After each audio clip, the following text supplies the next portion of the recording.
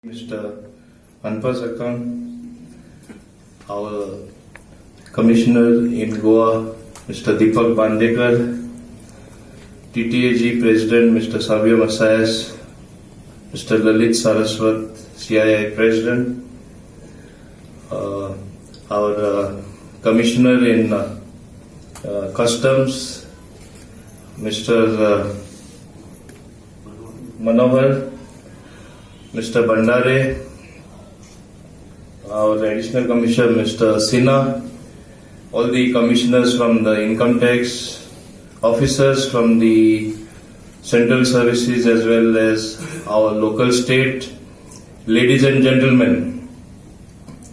Indeed, we are commemorating 1 year of GST, and it is never so that once you introduce a tax, you tax the people or you bring about a little improvement that you actually celebrate. But GST is one such thing which definitely needs to be celebrated, it needs to be talked about, it needs to be further taken to the people. In a large country like India, with such a huge population, with as many as 27 states and a few union territories, with such diverse views, that we were able to implement one tax for one nation speaks volumes of the maturity of our democracy, a functional democracy, and of the government of the day which runs at the center. First of all, I take this opportunity to congratulate the Honorable Prime Minister, Shri Narendra Modi ji and Arun Jaitley ji, bracket of 28%, and very carefully we have pruned the rates in such a way that minimum only 50 items remained in the highest tax bracket of 28%.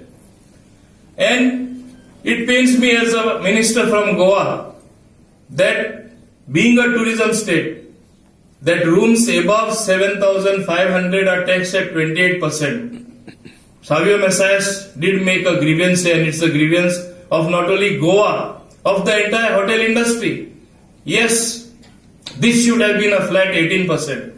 I have been fighting for it, and the assurance that was given by the Finance Minister, Mr. Arun Jaitley, was in the next council meeting, I will see that this is brought up, it is taken to the fitment committee, and you will get relief.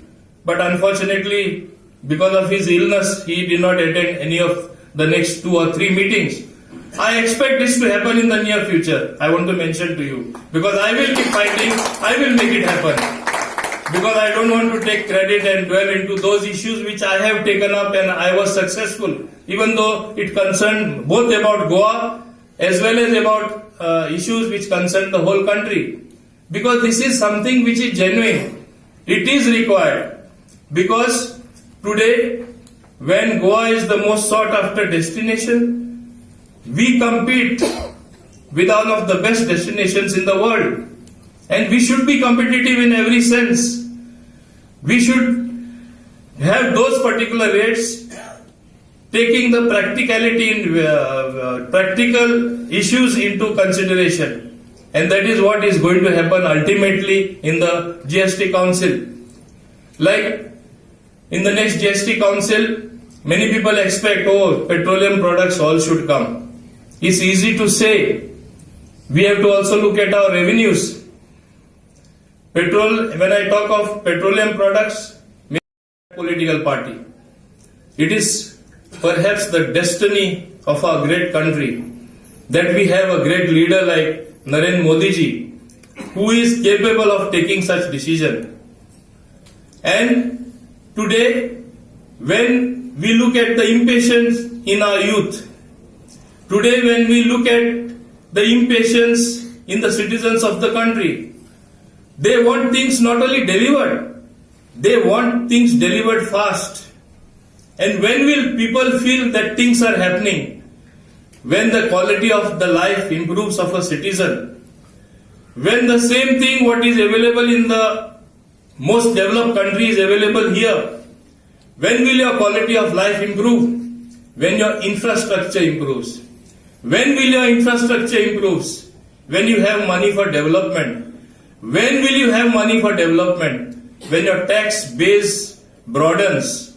When every citizen feels that yes, I should contribute my mite to the nation as taxes, as an honest taxpayer.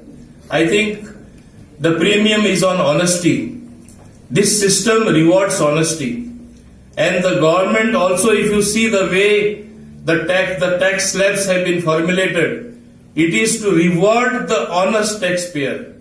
And this building of trust between the citizen and the government, also the little gap that was there has narrowed down and it will slowly close. At least that is my belief. And I chose to describe GST. Our Honorable Prime Minister, of course, rightly said so. Good and simple tax. I went on further to one of the programs, CNBC TV 18. I called it Garibon ka sochne ke baad tax. I felt it so. Garibon ka sochne ka baad tax. Why did I feel so?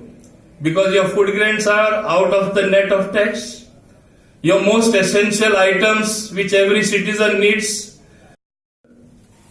Though I am the Minister for Panchayats and Animal Husbandry, he thought it fit that I should represent Goa in the GST Council. And I am very happy having done that, been participative in some of the most momentous occasions in one of the important decision making. I remember certain occasions where Mr. Bandekar also will agree with me, he was part of it, where even other states would come up to me and say, this is our genuine problem, we leave it to you to articulate, please speak for us. And when I stood in the council, when I was participating in the different meetings, I only thought of one thing. I felt like a proud Indian. This is the tax for the entire country. We all are one. I have to think not only about Goa, about the entire country. While taking up various issues of Goa, I also did take up the issues faced by various other states. Because I felt, if this reform has to work, if this particular reform has to succeed in the whole country, you need all the states on board. Every leader representing different political parties has to be brought on board. He has to be happy. He has to feel satisfied. Yes, my viewpoint is being taken into consideration. And that is what we exactly did. That's why every decision that has been taken in the last 27 council meetings was with unanimity, was by consensus. And that was a very happy thing. I want to say here that rarely do you see such unity amongst people. Rarely you will see people rallying around together for something. Perhaps in my childhood I remember the 71